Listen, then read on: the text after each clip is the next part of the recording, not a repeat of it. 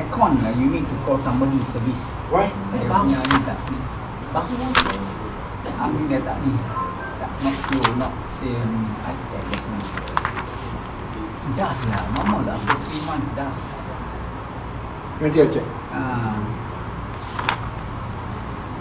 Tapi yang itu baru No, we have put the fan on slow speed. Put the fan faster. No, faster je. Go fast. Full. sama juga. Sama sana sama.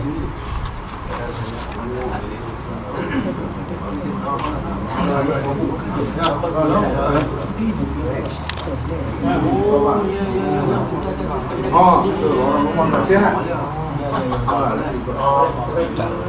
Tak buka apa? Mata dia tak apa-apa. Otherwise, you got to climb, take the filter out and clean. I can see the filter from here is clear. You have to clean. No, I check it. Zul Bahari. Bahari. Dalam ekran punya pilot ni. Oh, pakai Zul Bahari tu. The business kan.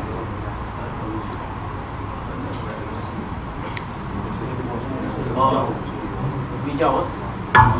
Beli dua.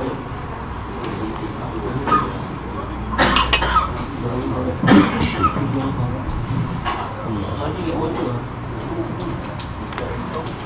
Mati lek water.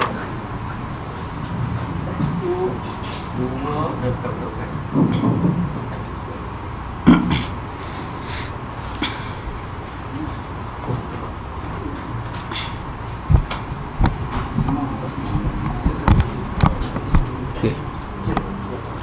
Bismillahirrahmanirrahim.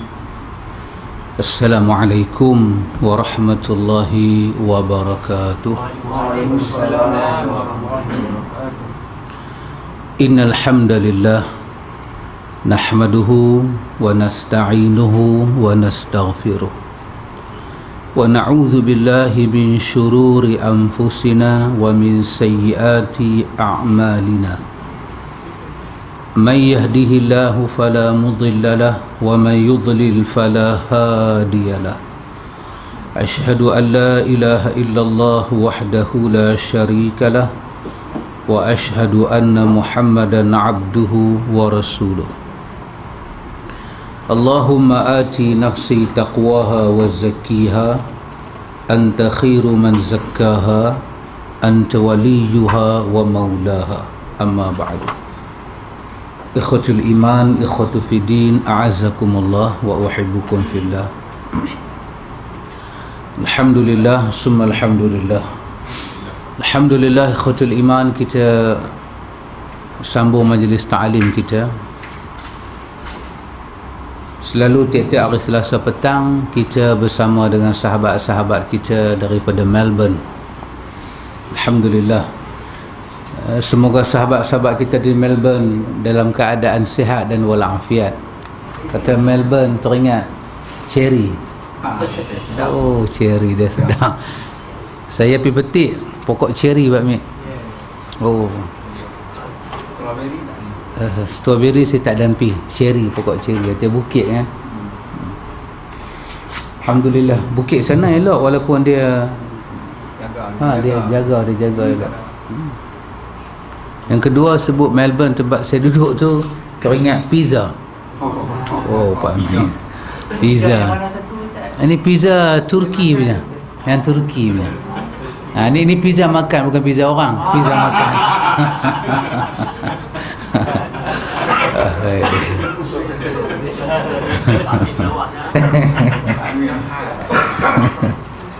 Sahabat Nasir saya, sahabat Nasir.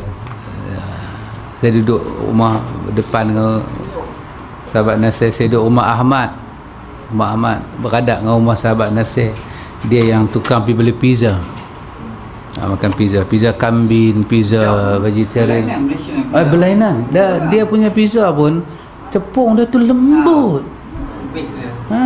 Tepung kita ni 2 hari keras macam batu. Dia punya gandum dia tu grade A gandum dia tu. Sangat menarik, sangat menarik. Ini semua jasa sahabat-sahabat di Melbourne, Pak Mek, insya-Allah. Kita sambung. Muka surat berapa, Pak Mek? 89 berikut cerita panjang lama. Bab 4. Bab yang keempat. Bab yang keempat, muka surat saya pun muka surat 89, iaitu beberapa karakter Indonesia, karakteristik bahasa Indonesia punya je, maksud karakter lah, ciri-ciri akidah Ahlus Sunnah wal Jamaah. Dia buat nota kaki di bawah. Perbahasan ini dinukil daripada kitab Aqidah Ahlus Sunnah wal Jamaah, Mafhuhuma, karangan Muhammad bin Ibrahim Al-Ham, dan juga dalam kitab Buhuth fil Aqidah Ahli Sunnah wal Jamaah, dengan sedikit perubahan dan penambahan. Maksud dia, kitab tu asal dalam bahasa Arab, kemudian ada sedikit bahasa-bahasa yang diubah sesuaikan dengan yang sepatutnya. Baik, sesungguhnya orang-orang yang mau berfikir objektif, maksud dia objektif, matlamat. Kalau Arab kata berfikir secara hadaf bermakna kita punya objektif kita. Jika dia mahu melakukan perbandingan antara berbagai keyakinan yang ada di antara umat manusia saat ini, nescaya ia menemukan beberapa ciri-ciri dari akidah Ahlus Sunnah wal Jamaah yang merupakan akidah Islamiyah yang hak, berbeza dengan yang lain. Lagi-lagi ini diperlukan. Apa dia? Mungkin bahasa saya kurang tepat, saya katakan revolusi pemikiran. Betul itu? Revolusi, satu revolusi pemikiran perlu. Kalau kita tak boleh buat apa-apa. Kalau kita akan jadi sebiji macam mana Quran menemplak kita. Itu perkataan orang-orang dahulu pada Nabi, wajadna aba'ana, kami dapati mak bapak kami, nenek moyang kami dah macam ni. Maka diperlukan suatu pemikiran, suatu ledakan pemikiran. Jadi dia kata kalau manusia ni dia mau berfikir secara normal, secara sihat, jangan siapa hasut dia, jangan mengambil pandangan orang, tapi gunalah deria pemikiran yang diberikan Allah anugerahkan pada kita fikir. Dia kata manusia akan dapat beza, ikhwan. Kita diajak bergantung pada Tuhan, tak tahu orang mai ajak kita bergantung pada benda. Cuba fikir sat. Kita diajak berdoa kepada Allah, kan? Sembang dengan Pak Long orang ni. Kita diajak berdoa pada Allah untuk orang mati. Tak tahu ada orang bawa pada kita sebaik-baik doa, orang mati doa pada orang hidup. Cuba guna deria pemikiran kita dengan sifat agama kita ini. Tak mana nak piltak? Menggunakan pemikiran yang Tuhan bagi. Di antara karakter dan ciri akidah Ahlus Sunnah wal Jamaah, di antara benda penting sebelum kita belajar akidah Ahlus Sunnah, ada benda penting kita bincang dulu. Orang tua-tua dulu kata apa, Pak Mik? Baik bergaduh dulu, jangan kemudian. Alah, kita bincang habis-habisan. Kan? Dalam pembelajaran akidah Ahlus Sunnah wal Jamaah, secara kita adalah cara jalan singkat kita ni nak bincang. Dia nak bincang pada kita lebih kurang 10 perkara yang bila kita belajar akidah, kita kena pandang benda ni semua. Di samping benda-benda yang kita dah belajar daripada muka surat 1 sampai 88. Apa dia? Sebut saja Islam, sebut saja akidah. Nombor 1 apa dia? Ni pun bahasa Indonesia juga. Autentik. Keaslian, kesahihan. Ya. Kesahihan. Keautentik. Kalau dia bubuh kesahihan, apa salahnya? Bahasa Indonesia. Duk main hotel ni kita orang Pulau Pinang, duk baca lagu ni nak jahanam. Amin. Kesahihan sumber. Kita kata masdar. Sahihnya masdar. Sumber kita itu, tempat kita rujuk itu kena sahih. Hal ini merupakan akidah Ahlus Sunnah semata-mata. hanya berdasarkan kepada Al-Quran, hadis dan ijma' para ulama salaf serta penjelasan daripada mereka. Ciri ini tidak terdapat pada aliran-aliran mutakallimin, yakni yang pengagungan ilmu kalam, ahli bid'ah dan kaum sufi. Marah pula. Betul tak kita kata? Yang selalu bersandar kepada akal dan pemikiran atau kepada kasyaf, kepada ilham, wujud dan sumber-sumber lain yang berasal dari manusia yang lemah, mereka jadikan hal tersebut sebagai patokan atau sandaran dalam masalah-masalah ghaib. Sedangkan ahlu sunnah wal jamaah selalu berpegang teguh kepada Al-Quran dan hadis Rasulullah sallallahu alaihi wasallam, ijma' salafus salih dan penjelasan-penjelasan dari mereka. Jadi akidah apa sahaja yang bersumber selain Al-Quran dan hadis, ijma' dan salaf dan penjelasan mereka itu, maka semuanya termasuk dalam kesesatan dan kebid'ahan. Ini dari segi akidah. Kalau kita guna pemikiran, mana boleh hal akidah mimpi. Dan mimpi pula mimpi yang sembrono, seenak edewe. Mimpi yang berleha-leha daripada langit yang masuk ke dalam dunia mimpi, dunia nirwana dan dunia parcana.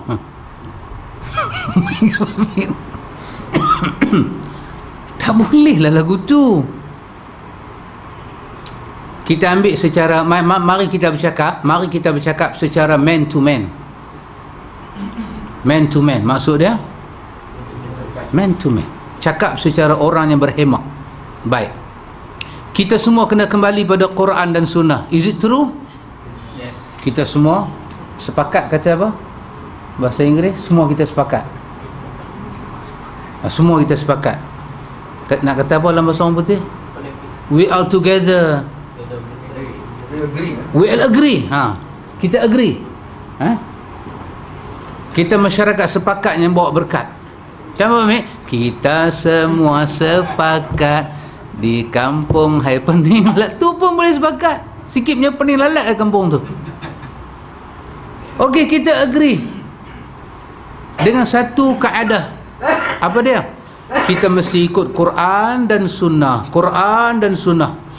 Okey, kita terima kaedah tu. Dahulukan Quran, dahulukan Sunnah. Kita terima kaedah tu. Tapi kita pergi tak mana-mana, semua orang akan bercakap benda yang sama.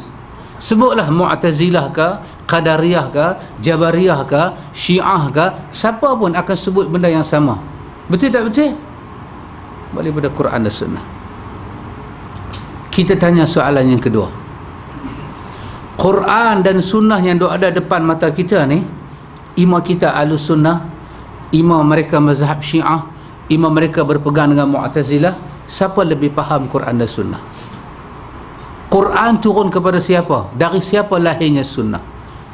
Quran dan Sunnah turun di tengah-tengah masyarakat mana? Baru turun kemarin 100 tahun silam, turun di Eropah, turun di Iran. Di mana Quran dan Sunnah turun? Quran dan Sunnah turun pada generasi yang telah diakui.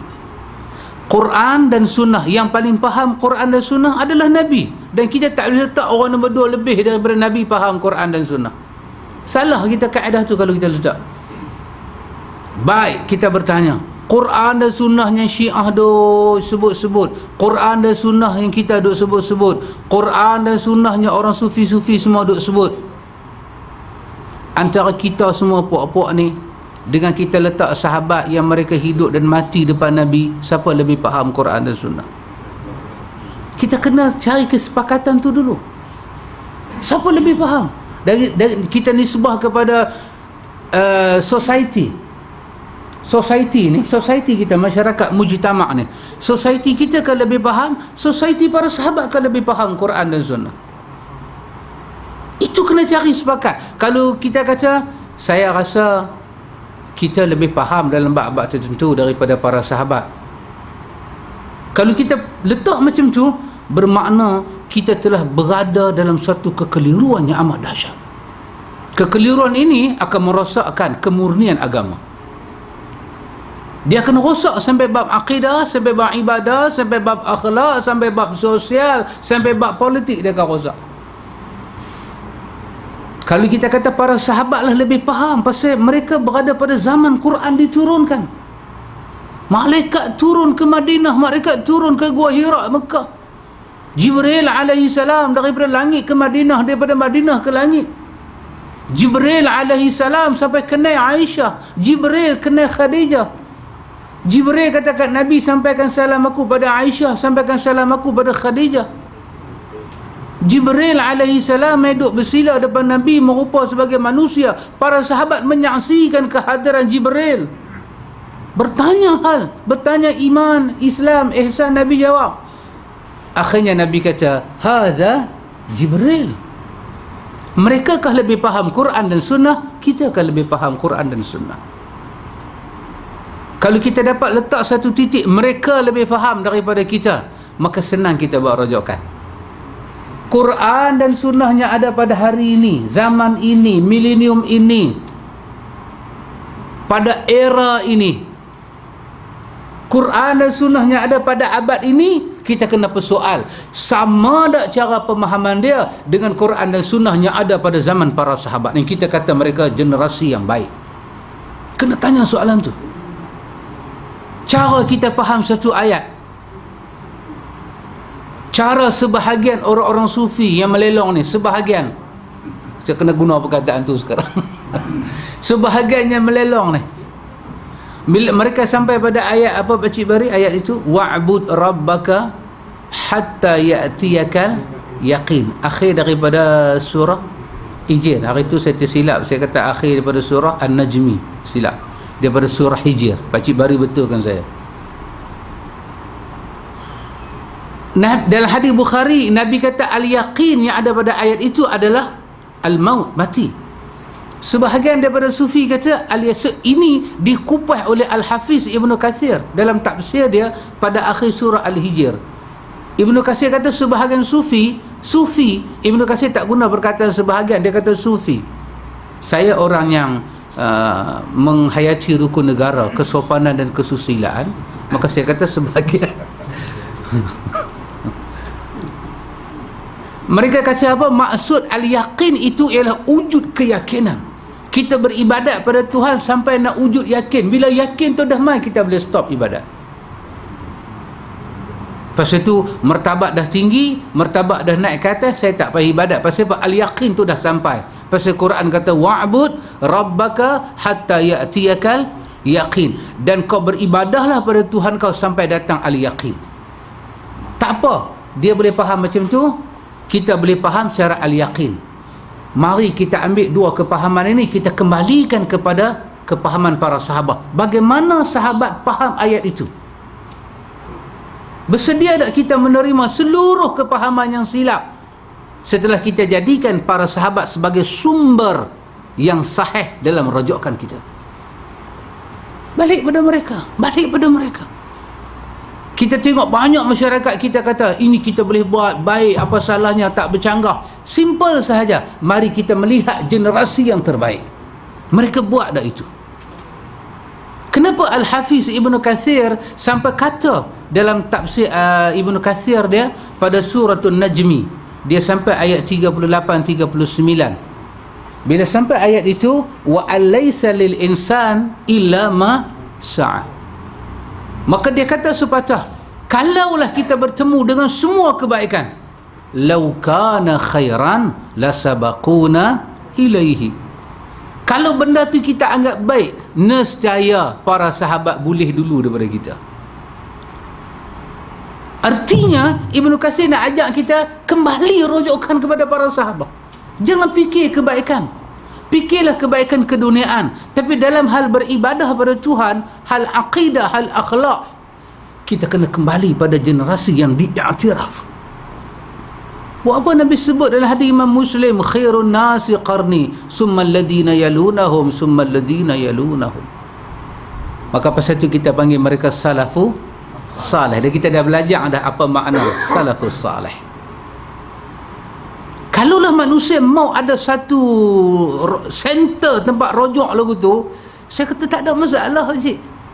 Tapi kerana kita tak ada center, macam dia kata tadi kan, apa kalau rojokkan kita macam ni muka surat 90 ni, dia kata apa? Rojokkan kita kasyaf, rojokkan kita ilham, rojokkan kita mimpi, tak huru-hara jadinya. Kadang kabut kita dibuatnya. Allah terbuka.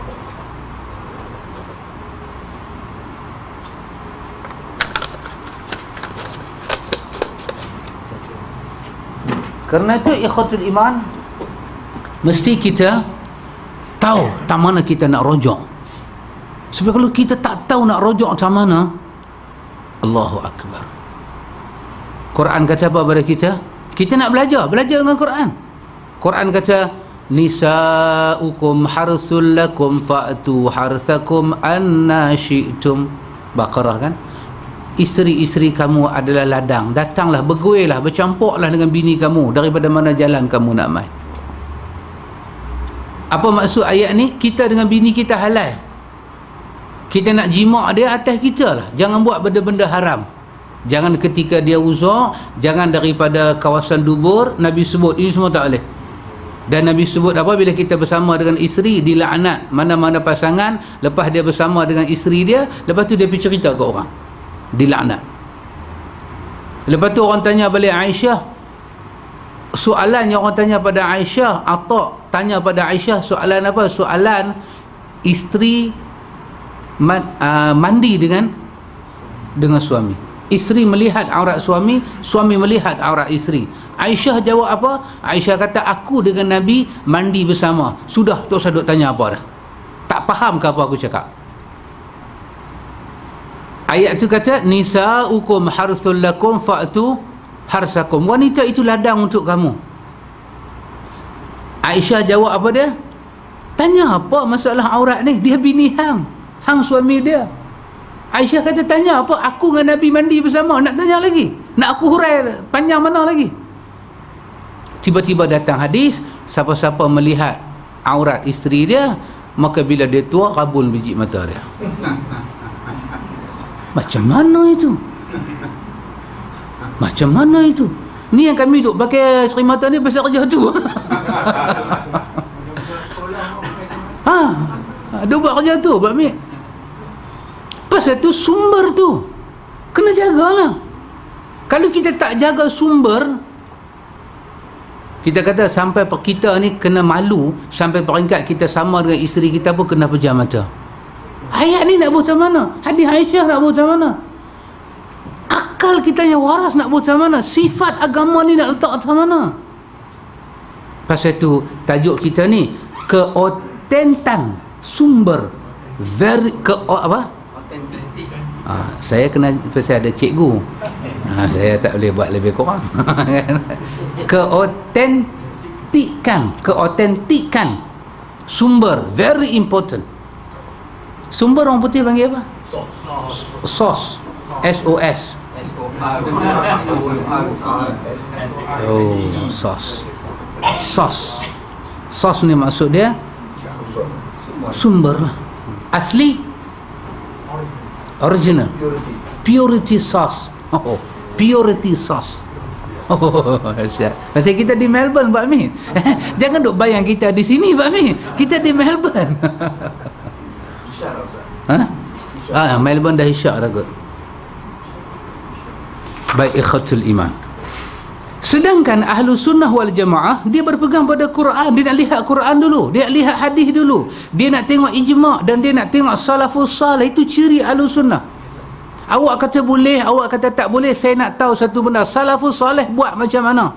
Kita cakap cara kampung, Pak Mit, yang otak kita tak tinggi sangat kan. Macam ni, sahabat buat macam mana? Mereka hidup dengan Nabi. Aku nak tahu sahabat buat macam mana. Dia kata tak lah, bukanlah masalah sahabat kan. Orang tua-tua kita pun cerdik. Dah. Sahabat lagi tua pada orang tua-tua. Mereka buat macam mana? So cakap bagi faham. Mudah faham, mudah rojok. Kalau kita kata kita, masyarakat kita, habis Quran mengiktiraf para sahabat. Macam mana masyarakat mereka? Quran mengiktiraf Umar tu jangan main-main. Berapa ayat turun kerana dia tu, berapa ayat turun. Jangan. Abdullah bin Abbas didoakan oleh Nabi, Allahumma faqihhu fid din wa'allimhu. Doa Nabi menjadi. Takkan kita lebih faham agama daripada Abdullah bin Abbas? Abdullah bin Abbas tak buat.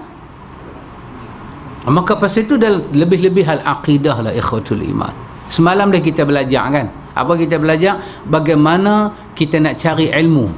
Kan semalam kita belajar macam mana kata, kita baca satu buku kena lihat akidah pengarang, kena lihat sumber pengarang, kena tengok pengarang tu macam mana, hubungan pengarang dengan buku yang kita baca tu macam mana, tengok cara dia rujuk buku tu. Kesemua tu sumber, ikhwan. Yang kedua, berpegang teguh kepada prinsip berserah diri kepada Allah dan kepada Rasulnya sallallahu alaihi wasallam. Kita baca-baca hadis, kok lamai satu dua hadis yang kita jadi macam pening kepala dalam hal akidah, kena pegang benda yang kedua. Apa dia? Apa? Antras kah?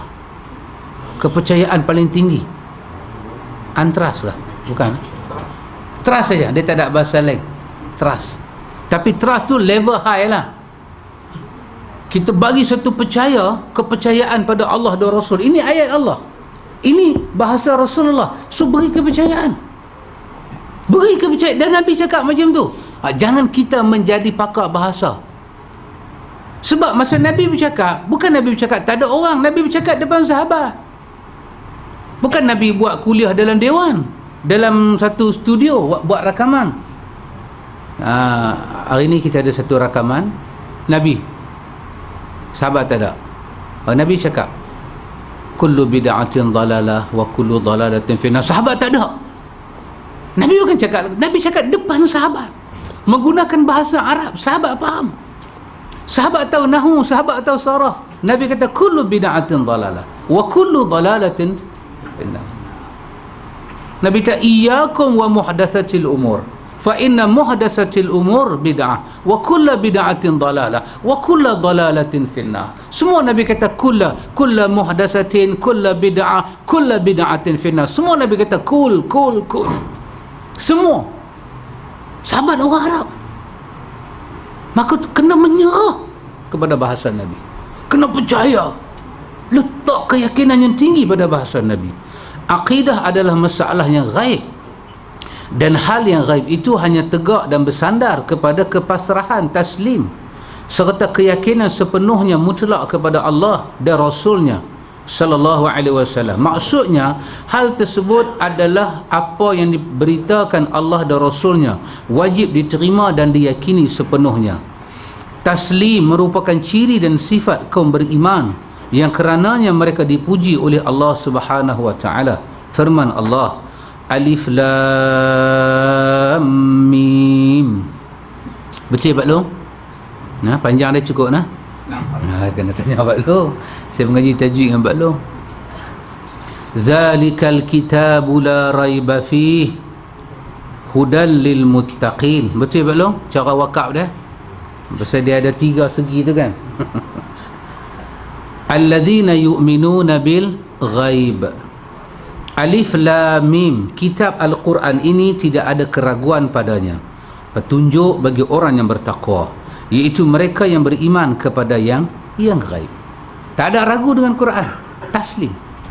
Hal-hal akidah kena seperti Quran sebut, jangan kelain. Perkara gaib itu tidak dapat diketahui atau dijangka oleh akal. Kerana itu ahlu sunnah membatasi diri dalam masalah akidah kepada berita dan wahyu yang datang daripada Allah Subhanahu wa taala dan Rasulnya. Ini ahlu sunnah, ini cara ahlu sunnah beriman kepada Allah dan Rasulnya, menerima. Ini cara ahlu sunnah. Hal ini sangat berbeza dengan ahlul bid'ah dan mutakallimin. Mereka memahami masalahnya gaib itu dengan berbagai dugaan. Tidak mungkin mereka mengetahui masalah-masalah gaib. Mereka tidak melapangkan akalnya. Tengok dia buat nota kaki di bawah. Hal ini tidak boleh difahami bahawa Islam mengengkang akal, memononaktifkan non apa tu? Non aktif. Oh. Saja saya nak tanya bukan apa. Dan menghapuskan bakat berfikir yang ada pada manusia. Namun sebaliknya Islam menyediakan banyak sarana bagi akal untuk mengetahui, mengamati, berfikir dan berkarya, sesuatu yang cukup merangsang keinginannya terhadap ciptaan Allah. Bila kita kata menyerah diri, guna akal kita menyerah diri, dia bagi sikit penjelasan. Bukan agama Islam ni agama yang nak kongkong mendonatkan kepala otak kita. Tidak. Tetapi hal ghaib dia memerlukan dalil, sebab mata kita tak tengok lagi. Kita mesti beriman kepada Allah pencipta kita. Mesti percaya pada utusan Allah Ta'ala. Tidak mungkin mereka mengetahui masalah-masalah ghaib. Mereka tidak melapangkan akalnya dengan taslim. Kena relax pemikiran kita dengan makna menyerah kepada Allah, berserah diri kepada Allah dan Rasulnya, dan tidak pula menyelamatkan akidah mereka dengan ittiba', dan mereka menghalangi kaum muslimin awam berada pada fitrah yang telah Allah ciptakan bagi mereka. Masalah kaum mutakallimin, dia kata masalah dia apa? Dia tidak melapangkan pemikiran dia dan dia tidak menyelamatkan akidah dia. Mana kita tahu hal akidah, ikhwan? Mesti kembali pada Quran dan Sunnah. Pasal itu dalam hal akidah, apa yang Nabi cakap kita cakap, apa yang sahabat cakap kita cakap. Yang mereka tak guna bahasa tu dalam akidah, kita tak pakai. Pasal akidah ni dia sangat sensitif, cukup sensitif. Dia mesti dipelihara, dia memerlukan dalil. Dalam pembelajaran kita panggil taufiqiyah, benda taufiqi, benda-benda yang memerlukan pendalilan, dan sifat pendalilan itu dibaca seperti mana hal keadaan dalil itu. Jangan dikembang-kembangkan dalil akidah. Seperti mana dalil itu datang, seperti itulah kita menyerah diri pada dalil itu. Yang ketiga, sejalan dengan fitrah yang suci dan akal yang sihat. Satu benda kita kena tahu, dia kata bila kita belajar akidah ni benda waras, akal boleh terima, fitrah boleh terima, dia takkan bercanggah. Cuma macam ulama salaf kata, sama ada kitab yang bermasalah ataupun penyampai kitab yang bermasalah. Dia mesti ada satu masalah. Kalau kitab bermasalah, orang menyampai okey, tapi kitab masalah juga. Orang yang menyampai bermasalah, kitab okey, masalah juga. Sebab sejalan dengan fitrah akal yang sihat, akal boleh menerima fitrah akidah. Maka kenapa akal tak boleh faham? Sebab kemungkinan dia baca kitab bermasalah, ataupun dia menghadapi orang yang memberi pencerahan pada akidah bermasalah. Kawan tu sendiri tak faham akidah. Pak Amir, orang kata ke saya lah, kalau Tuhan mau, tak ada benda mustahil. Dia letak asas tu. Kalau Tuhan mau, tak ada benda mustahil. Kalau Tuhan mau, orang mati tu balik rumah tiap-tiap malam dan makan nasi sepinggan, mustahil lah. Kalau Tuhan mau. Kita kata mustahil lah. Mustahil pada otak bukan di sisi Tuhan. Berapa sifat wajib Tuhan? Sifat harus bagi Tuhan ada satu. Kalau Tuhan mau. Satu ayat Quran Allah berfirman, ayat akhir pada surah Yasin, innama amruhu iza arada syai'an ayyakula lahu kun fayakun. Tak jelas ke ayat ni? Kalau Tuhan mau, mustahil ke? Habis apa masalah awak, dia tanya. Itu bukan masalah saya, masalah awak.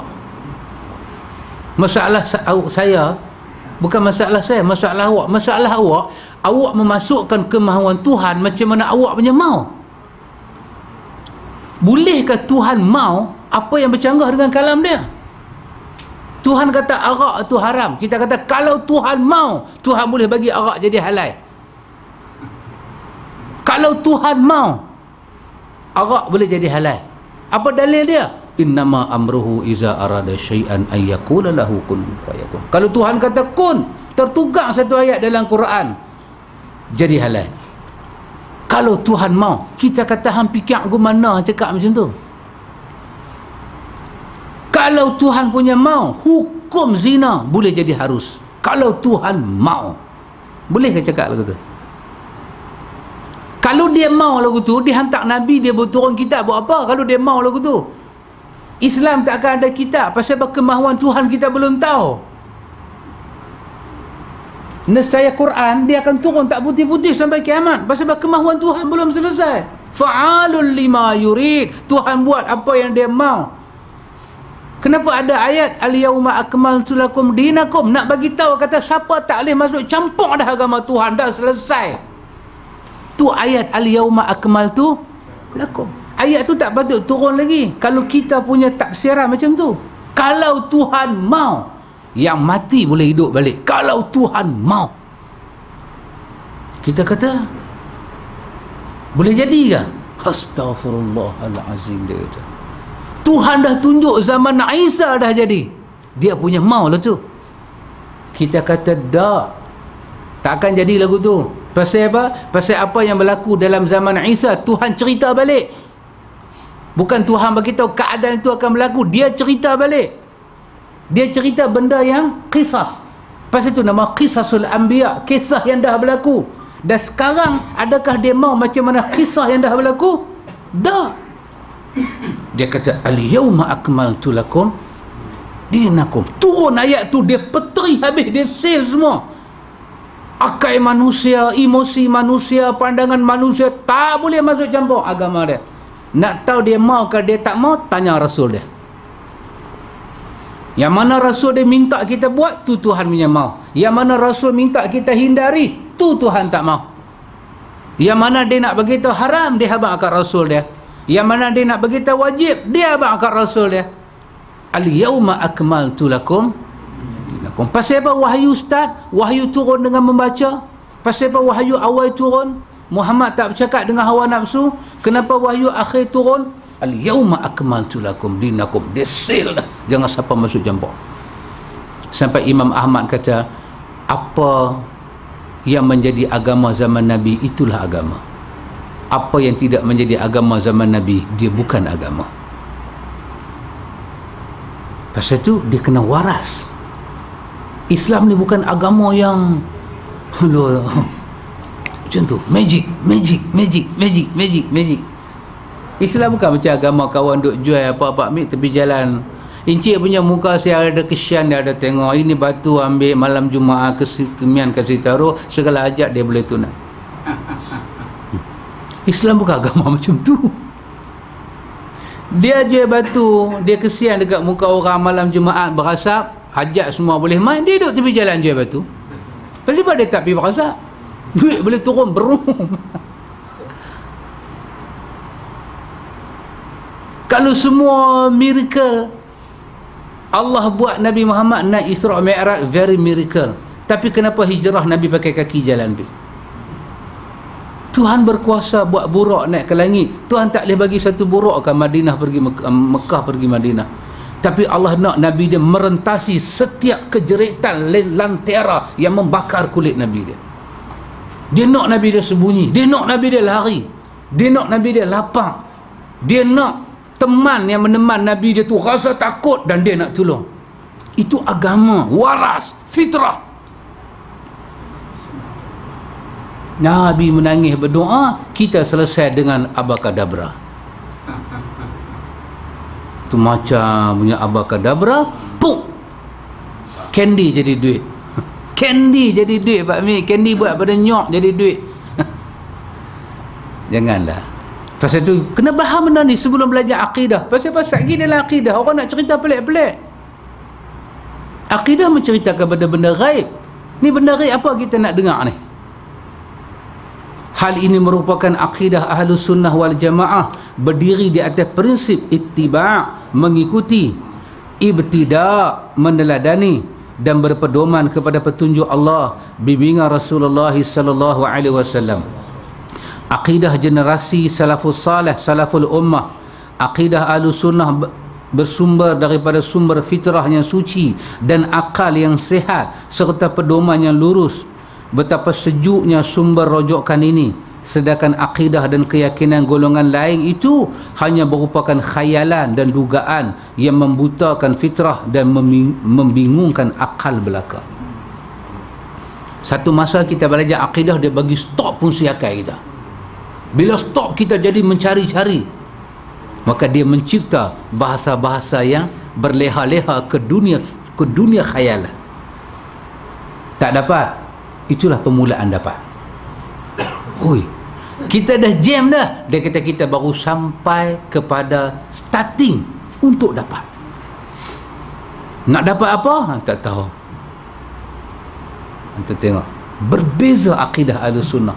Kita belajar prinsip Ahlussunnah ni kawan, antum jadi cerdik, jadi bijak, antum jadi smart, antum jadi apa kita panggil? Apa? Yang duk menyanyi lagu tu Pak Long, yang orang Kedah duk menyanyi tu. Jepun masuk Kedah, Jepun bom Pekan Calon. Pak Kusadat kan? Pak Kusadat ke Kak Chah ke? Aku Sadat kan? Jepun bom Pekan Calon, badan depa tembun-tembun, pakai seluar apa? Seluar pentelun. Kan ada kata orang putih kata you are very clever man. Clever. Alah ni ada clever girl. Alah ni ada clever girl. Man semua dah tak dah clever dah, girl. Clever girl. Ya, bila kita belajar akidah, kita jadi intelligent. Kita jadi smart. Bukan rupa parah kita, tapi kita tak mudah ditipu. Saat ni pergi cerita orang tu betapa hati kubur, bersembang dengan orang kubur. Otak kita ada proses dah. Dia proses, pam, dia pergi satu tahap. Nabi pun tak pernah jadi lagu tu. Pasal Kuriang ni dapat, dia reject. Kata dia buang, dia delete. Dia tak boleh masuk. Dia mainlah macam mana pun. Jangan, ini semua kerja Tuhan, ini semua Tuhan boleh buat. Dia ambil balik ayat Quran. Macam mana satu-satu ayat Quran ditafsir oleh Nabi, sahabat yang mendengar. Ada tak tafsiran macam tu kepada para sahabat? Tak ada. Kata dia buang ke satu tempat. Dia proses otak kita nombor 3 ni. Dia tak mau khayal. Akidah bukan benda khayal. 4. Mata rantai sanad sampai pada Rasulullah sallallahu alaihi wasallam, kepada para sahabat, kepada para tabi'in, serta kepada imam yang mendapat petunjuk. Tengok bagaimana Ahlussunnah berjalan dalam hal akidah. Bila satu dalil dikemukakan, Ahlussunnah nak tengok Nabi, lepas tu para sahabat, lepas tu para tabi'in, dan para yang berikutnya, yang mereka itu adalah a'immah, para imam yang membela Ahlussunnah, yang mereka mendapat petunjuk. Nak tengok mereka. Okay? Kalau kita mau tengok lah ikhwan, banyak benda selesai.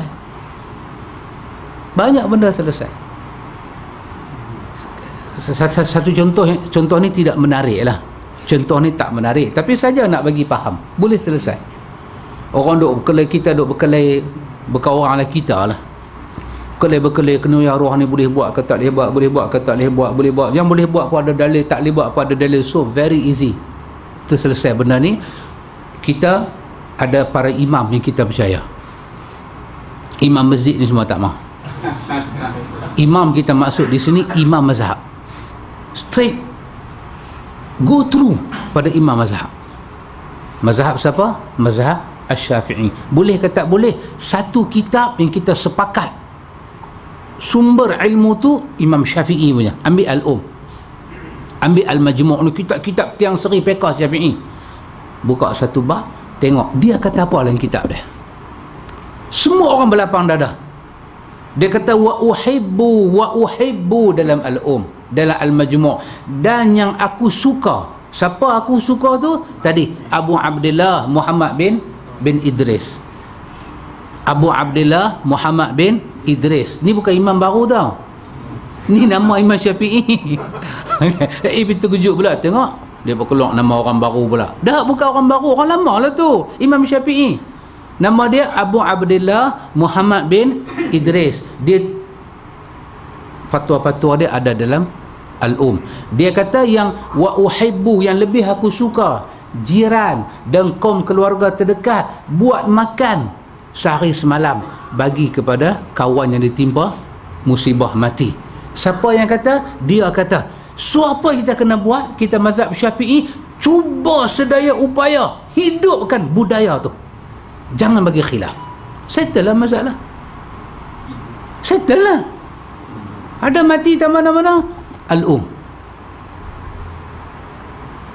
insya-Allah siapa baca pun bunyi satu. Dia tak akan jadi macam Sudin bunyi kan? Sudin bunyi apa?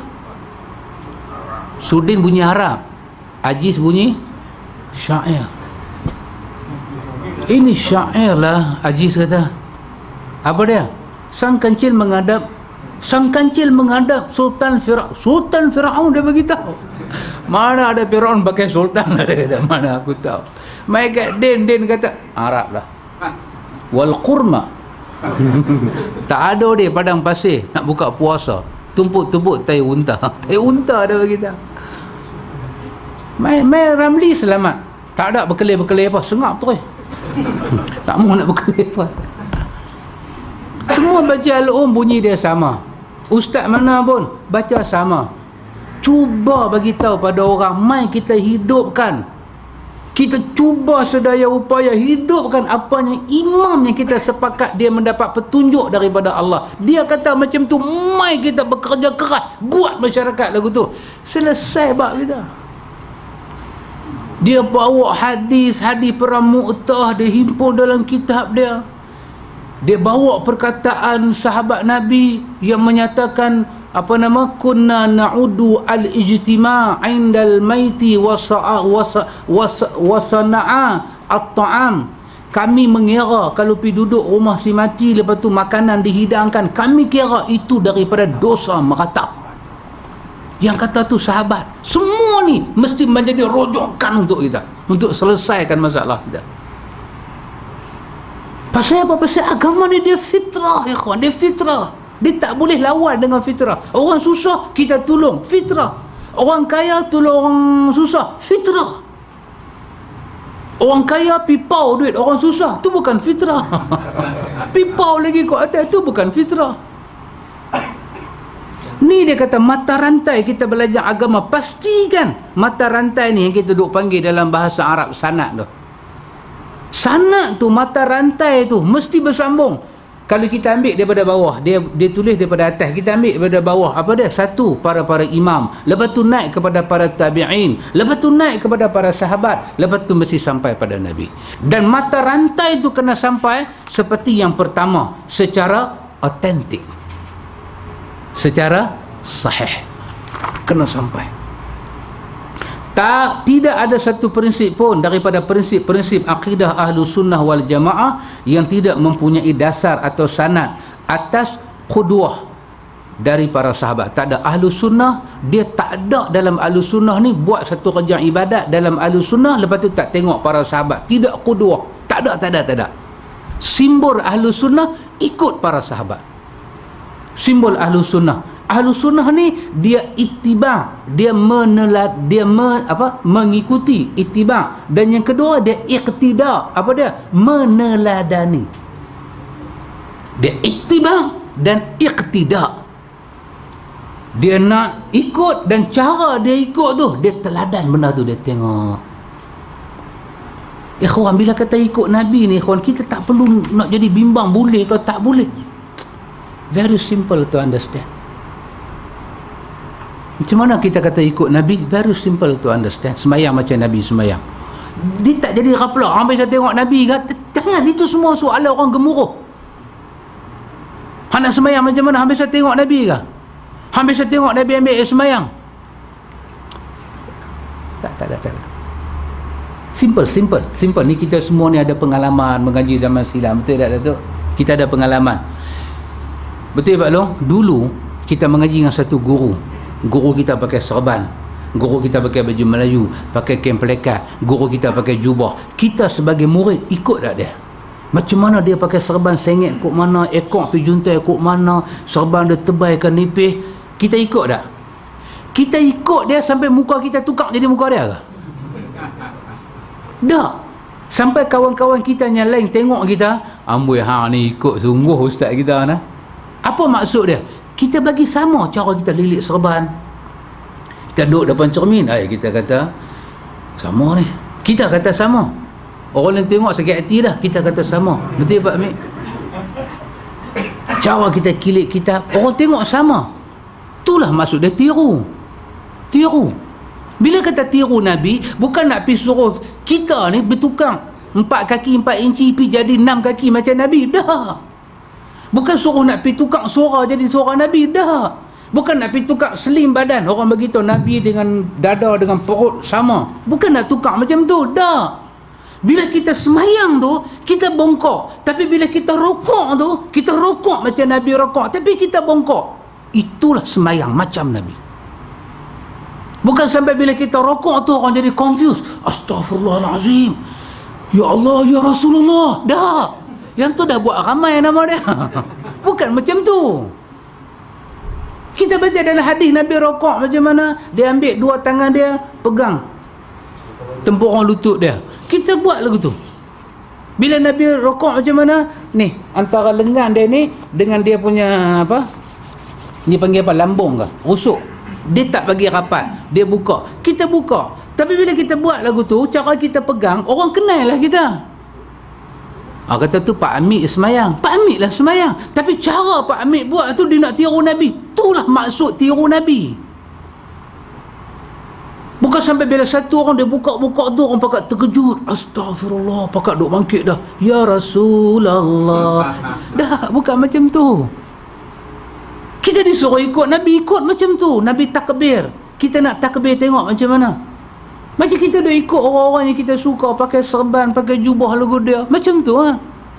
Itu maksud ikut ikhwatul iman. Tak ada susah mana ikhwan. Tapi Ahlus Sunnah wal Jamaah prinsip dia mempunyai dasar ataupun sanad, dia qudwah kepada para sahabat, para tabi'in dan para tabi'ut tabi'in serta para imam yang mendapat petunjuk sampai hari kiamat.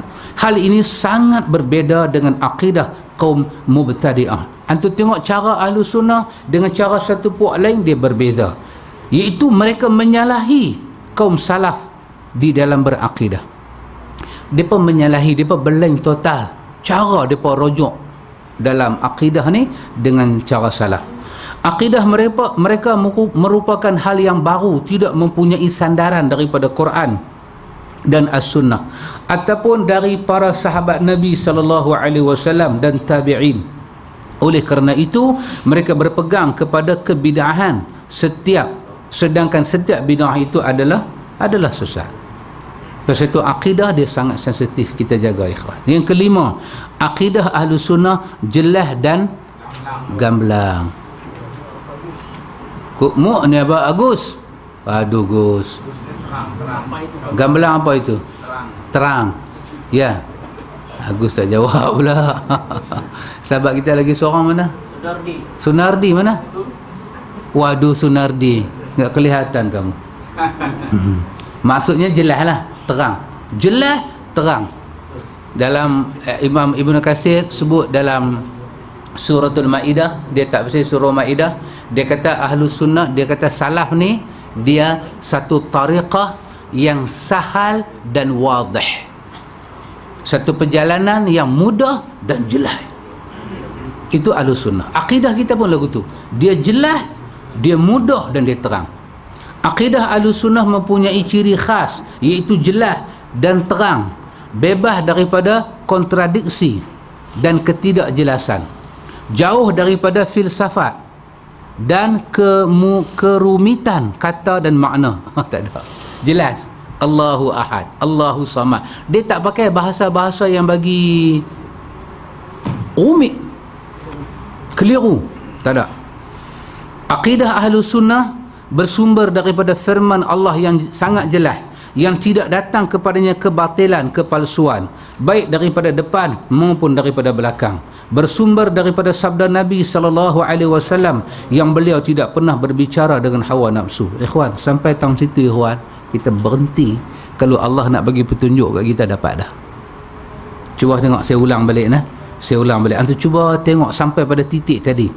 Akidah Ahlus Sunnah mempunyai ciri khas, iaitu jelas dan terang, bebas daripada kontradiksi dan ketidakjelasan, jauh daripada filsafat serta kerumitan kata dan makna. Akidah Ahlus Sunnah wal Jamaah bersumber daripada firman Allah yang sangat jelas, yang tidak datang pada firman Tuhan itu kebatilan dan kepalsuan, baik daripada depan maupun belakang. Dan sumber akidah Ahlus Sunnah itu dari sabda Nabi SAW yang tidak pernah berbicara dengan hawa nafsu. Dia titik dalam situ. Apa saja kita belajar akidah, dia main dalam bentuk tak boleh faham. Dia main dalam bentuk kata-kata yang keliru dan rumit. Dia main dalam bentuk makna-makna yang nak jadi falsafat. Ketahuilah, dia bukan daripada Ahlus Sunnah. Setiap akidah Ahlus Sunnah, dia mendahulukan firman Allah yang tidak ada keliru, dan hadis-hadis Nabi yang Nabi tak pernah bercakap dengan hawa nafsu.